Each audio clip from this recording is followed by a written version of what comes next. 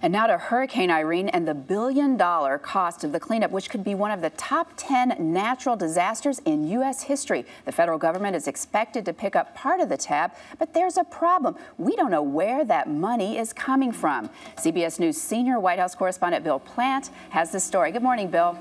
Good morning, Jan. Well, you can put this one in the category of only in Washington, where everything is political. And now there's an argument about whether what Washington spends on disaster relief should just be added to the deficit as it always has been, or whether it needs to be paid for, subtracted from somewhere else in the budget.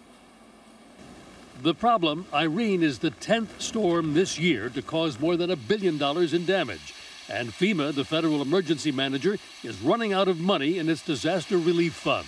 So FEMA Administrator Craig Fugate says his agency will have to postpone further reconstruction projects from earlier storms, like the tornadoes that devastated Joplin, Missouri. For any projects that have not come in for approval, we're not going to be able to fund those at this point. We're going to postpone those.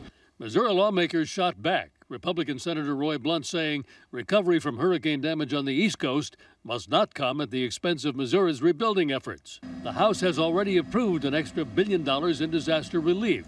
But with deficit hawks in charge, Majority Leader Eric Cantor says this time will be different. We'll find other places to save so that we can fund this kind of role that the federal government needs to play. But Congressman Peter Welch from hard-hit Vermont says there is no room for politics.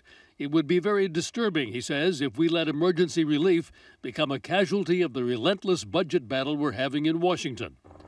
Homeland Security expert Jim Carafano says FEMA's funding problem is political because presidents have overused disaster aid. We find ourselves saying, oh, we're not really prepared to deal with this. Well, whose fault is that? This is like the family that never saves for a rainy day. Now, this isn't the first time that FEMA has run low on disaster funds, but it is the first time that there's been an argument about where more money is going to come from. And when it comes up in Congress in a few weeks, probably look for another angry confrontation. Jan?